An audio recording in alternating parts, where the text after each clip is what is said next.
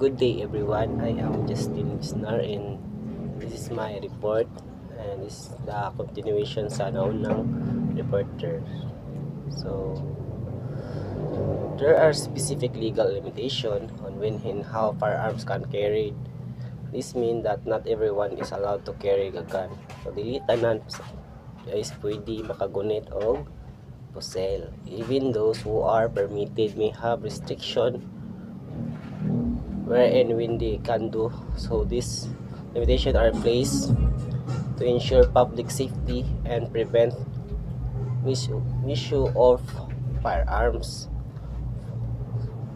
So pasabot bisan na kanang permitted imong pusil, dapat na specific place para sa paggamit ani para dili magkagubot. So for more details, basaha lang ang Section 3, Rule number 5 of NIRR na diri tanan na patakaran. Sikan slides buds. So Rule 1, private security can only have carry guns when they are on duty. Moto ako ang giingon gina. If they are wearing their proper uniform at place and time listed in their duty detail order on DDO. A DDO is basically their work schedule and assignment. Example ani is if humana ilang duty, dili nila pwede dalaon sa ilang balay or dala-dalaon bisag asa after duty kay mautop kay maka di siya pwede dala-dalaon bisag asa ang pusil. Number 2, ito yung mga patakaran kung saan lang pwedeng magdala ng baril yung mga security guard. 1, pwede lang magdala ng baril sa loob ng lugar o compound kung saan nagtatrabaho ang security guard. So then ang exception is kung large amount ang ginadala na kwarta sa factory, pwede sila magdala habang ginabantayan nila. Ang exception mo na siya ang kung kunwari dako ang kwarta nga gikan sa factory, so pwede sila magdalag pusil para in case na ay mag-ambush sila tungod kay dagkas sila kwarta. Safety first Japan sila. Third slide, duty detail order DDO using SOSHA form number 12 to 93. It lists required details that must included in the duty detail or name, address, and furthermore. Fourth slides, when the firearms is about to use and the commission of the crime. Kung may malinaw na dahilan para maniwala na gagamitin ng isang tao ang baril para gumawa ng krimen, pwedeng kunin ang baril bago mangyari ang krimen. So halimbawa ani is kung may nakitang pulis na may hawak na baril at mukhang kakaiba ang kilos, parang sinusubukang pumasok sa isang bahay na walang pahintulot, pwede kunin nila agad ang baril kahit na walang pang tunay na krimen na nangyari. So kung tayo nga isa ka pulis na nag-aamok, pwede nila itong dakpin o kunin yung baril kasi ginagamit ito wala sa lugar na paggamit. 2, when firearms are actually being used in the commission of the crime. Kung ang baril na ginagamit habang nangyayari ang krimen, agad itong maaaring kunin ng pulis. Halimbawa, kung may mahuli na nagbabato o nagbabanta gamit ang baril habang nangyayari ang isang pagnanakaw, agad na kukunin ng pulis ang baril. So, 5 slides na bad. 5 slides, refer to the police PNP. Ang mga security personnel ay agad na ipaalam sa PNP sa pinakamalapit na istasyon ng pulisya kung may nalalaman silang tungkol sa paparating na welga.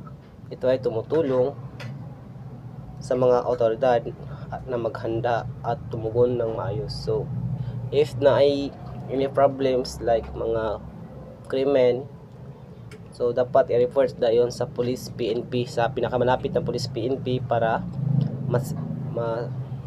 para maadtuan o masettle nila ang krimen. Number 2, collect firearms and ammunition. Kailangan agad na kolektahin ang lahat ng baril at bala ng mga security personnel na posibleng mag-strike.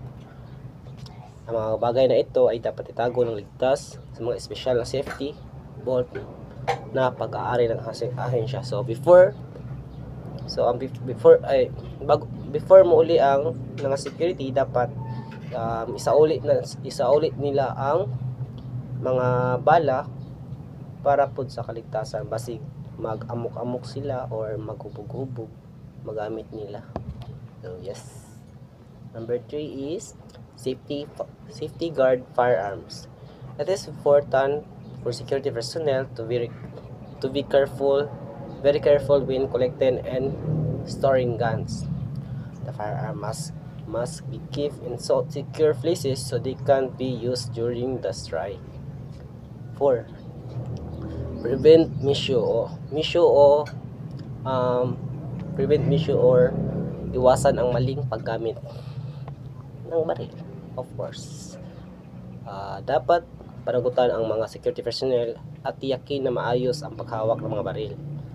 Ang mga otorisadong tao lamang yung may pahintulot at dapat na makakuha ng akses sa mga baril para maiwasan ang anumang maling paggamit. So dapat yung mga otorisado or mga tao, na magamit na baril, kay kung bisag kinsara kasi magamit nila sa maling pagkakataon. 6 slides buds is limitation and prohibition. Limitation sa mga security guard. Ang mga pribadong ahensya ng security ay hindi maaaring mag-deploy o magtalaga ng higit sa 1,000 security guard kasama na ang mga security guard sa kanilang mga branch. So dapat na siya limitation sa pag-deploy o pag-drop ng mga security na hindi lumalagpas sa 100,000 security guard. Yes sir. 7th slide, prohibition, pagbabawal. Number 1, hindi pwedeng magkaroon ng isang ahensya ng security ng maraming opisina sa iisang syudad o bayan halos nagpapatakbo ng mag-isa. Kailangan lahat sila ay nasa ilalim ng isang main office, malamang para maiwasan ang pagkalito at para mas madaling managot. Number 2,